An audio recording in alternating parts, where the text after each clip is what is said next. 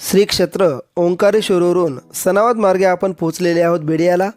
बेडियापासून उजव्या बाजूला 6 ते 7 किलोमीटरवर निपाणी फाट्यावरून उजवीकडे श्रीमंत बाजीराव पेशवे यांच्या समाधी स्थळाकडे आपण निघालेले आहोत। मित्रांनो, नेहमीप्रमाणे एक नम्र विनंती की अजूनही आपण हे चॅनल सबस्क्राईब केलं नसेल तर कृपया खालील सबस्क्राईबचं बटन दाबून चॅनल सबस्क्राईब करा, पुढील बेलचा आयकॉन दाबा।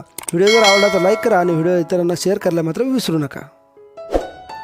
मित्रांनो, श्रीमंत बाजीराव पेशवे यांचा राजकीय कार्यकाळ प्रचंड झुंजार होता, कारण 20 वर्ष त्यांनी राजकीय कारकिर्दी गाजवली, परंतु स्वराज्याचा वटवृक्ष होण्यासाठी त्यांची महत्त्वाची भूमिका होती। कारण अटकपासून कटकपर्यंत मराठा साम्राज्य पसरलेलं होतं आणि हे साम्राज्य वाढवण्यासाठी श्रीमंत बाजीराव पेशवे यांची महत्त्वाची भूमिका सुद्धा होती। मित्रांनो, आपण मध्य प्रदेशात आहोत आणि इथे छोटे छोटे रोड जरी असतील तर तिथे दिशादर्शक फलक येथे लावलेले आपल्याला प्रकर्षाने जाणवतात। मित्रांनो, आपण कुर्सी नदीच्या पुलावरून सध्या खेडी या गावामध्ये आलेले आहोत। मी सुरुवातीला आपल्याला रावेर खेडी असं सांगितलेलं आहे, परंतु खेडी आणि रावेर असे 2 गावे आहेत। आपण सध्या खेडीमधून रावेरकडे जात आहोत आणि इथे बघा, तुम्हाला समोर छोटे छोटे रस्ते आहेत, परंतु दिशादर्शक फलक आवर्जून येथे लावलेले दिसतात। हे बघा, इथे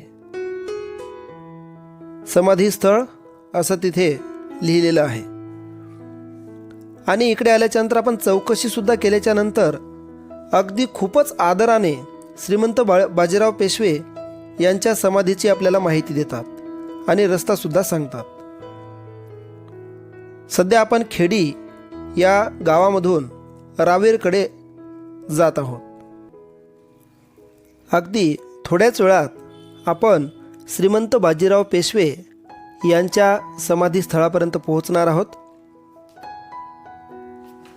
श्रीमंत बाजीराव पेशवे यांना पेशवा म्हणून नियुक्त करण्यासाठी अनेकांच्या नाराज्या होत्या, परंतु मल्हारराव, राणोजीराव शिंदेसारख्या शूरवीरांना सोबत घेऊन त्यांनी त्यांचा प्रभाव संपूर्ण भारतभर पसरवला होता। आणि आपण आलेले आहोत मित्रांनो रावेर या समाधी स्थळाच्या गावाला। इथे सुद्धा तुम्हाला दिशादर्शक फलक दिसतात। अगदी छोटी छोटी गावं जरी असेल तिथे सुद्धा दिशादर्शक फलक लावलेले आहेत। आणि इथे बघा, आपण आलेले आहोत नर्मदा नदीच्या तीरावर असलेली हीच ती श्रीमंत बाजीराव पेशवे यांची समाधी आणि हे समाधी स्थळ रावेर खेडी। आपण या पवित्र भूमीमध्ये पोहोचलेले आहोत। पुरातत्व विभागाने येथे माहितीचे फलक वगैरे लावलेले आहेतच, सोबतच व्हिडिओसोबत मी तुम्हाला इतिहास सुद्धा सांगणार आहे। ही नर्मदा नदी आणि या तीरावरच इथे समाधी आहे। श्रीमंत बाजीराव पेशवे यांना 2 पत्नी होत्या, एक काशीबाई तर दुसरी मस्तानी। मस्तानी ही बुंदेलखंडचे राजे छत्रसाल यांची कन्या होती। 1731ला त्यांनी लग्न लावून दिले। अर्थात बुंदेलखंड वर आलेलं संकट श्रीमंत बाजीराव पेशवे यांनी दूर केलं होतं। यानी यहाँ इस गांव में मराठा कोई नहीं, गुज्जर के सब गुज्जर समाज के, गुज्जर, नावड़ा, कहार, ये लोग रहते हैं नाव चलाने वाले। महाराष्ट्र के थे पेशवा। हाँ, हम महाराष्ट्र के हैं। बढ़िया है। हाँ, आना चाहिए तुम्हारी भूमि को देखने, तुम्हारे पूर्वजों को देखने। त्या माऊलीने 2 शब्दामध्ये अंगावर सर्र शहारा आणला मित्रांनो। आणि या गेटमधून, या प्रवेशद्वारामधून आत आल्यानंतर अक्षरशः अंगावर शहारा आला एका शूरवीराच्या, प्रचंड शौर्य गाजवणाऱ्या एका आपल्या मराठी माणसाच्या समाधी स्थळापर्यंत आणि त्यांना नतमस्तक होण्यासाठी आम्ही पोहोचलो। वडील बाळाजी विश्वनाथ यांच्या मृत्यूनंतर 1720 मध्ये त्यांना पेशवेपद मिळालं। वडील बाळाजी विश्वनाथ तर माता राधाबाई यांचे हे सुपुत्र। म्हणजे मित्रांनो, मराठी माणसाचा दरारा हा दिल्लीच्याही पुढे अर्थात अटकपासून कटकपर्यंत होता. आणि हाच एक मराठी व्यक्ती, मराठी माणूस आपला श्रीमंत बाजीराव पेशवे या ठिकाणी समाधिस्थ झाले.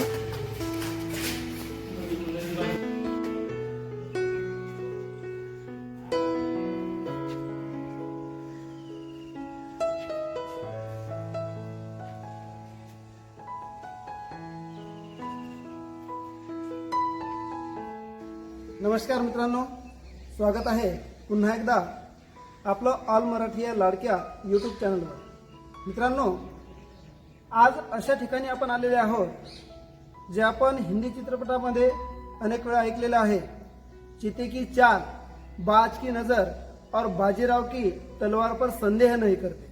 अर्थातच आपला ग्रेट पेशवा अर्थात श्रीमंत बाजीराव पेशवे यांच्या समाधीस्थळाला रावेरखेडीला आज भेट देण्यासाठी आपण आलेले आहोत. वयाच्या 40 वर्षामध्ये 1720ला त्यांच्याकडे त्यांच्या वडिलांकडून 1720ला त्यांच्याकडे पेशवेपद आलं आणि पुढच्या 20 वर्षामध्ये त्यांनी 47 लढाया लढून त्यापैकी सर्वच्या सर्व लढाया यशस्वीपणे जिंकल्या. असा आपला श्रीमंत बाजीराव पेशवे यांच्या समाधीचं हे स्थळ आहे. त्यानंतर त्यांच्या युद्धकलेची एक वैशिष्ट्य असं होतं की समोरचा सावरायच्या आतच त्याच्यावर झडप घालून त्याला सावरायचा वेळच द्यायचा नाही आणि त्याला नेस्तनाबूत करायचं, असं महत्त्वाचं त्यांचं एक युद्धतंत्र होतं. चौथे छत्रपती शाहू महाराज यांचं असं मत होतं की ते म्हणत होते, मला जर कोणी असं विचारलं की 1 लाखाची फौज आणि एकीकडे बाजीराव पेशवे आहेत तर तुम्ही कोणाला मागाल, तेव्हा चौथे छत्रपती म्हणायचे की मी बाजीरावांना मागेन. कारण चौथ्या छत्रपतीच्या नेतृत्वातच त्यांच्या पंतप्रधान म्हणून पेशव्यांची नियुक्ती झालेली होती. असा हा महापराक्रमी आणि आपल्या मराठी जनांना अभिमान वाटावा असा हा पेशवा. जेव्हा तुम्ही उज्जैन ओंकारेश्वर या मार्गाला याल तेव्हा इथून 40 किलोमीटर अंतरावर या समाधीला भेट देण्याचं तुम्ही टाळूच नका. बाजीरावांबद्दल सांगायचेच झाले तर पुत्र असावा ऐसा गुंडा ज्याचा तिन्ही लोकी झेंडा. बाळाजी विश्वनाथांपासून मिळालेले शौर्य, धैर्य आणि चातुर्य यांचा मौलिक वारसा नुसता त्यांनी टिकवला नाही तर तो सातत्याने वृद्धिंगतही केला. कल्पकता आणि धाडस यांचा सुरेख संगम बाजीरावांच्या कारकिर्दीत अनुभवास मिळतो. त्यांची झेप उत्तम, सर्वोत्तम, सर्वोत्कृष्ट संपादन केल्याशिवाय थकणारी नाही, चिकाटीला कमी नाही आणि हाताला दम नाही. असाच प्रवास असल्यावर अपयश तरी कुठून येणार.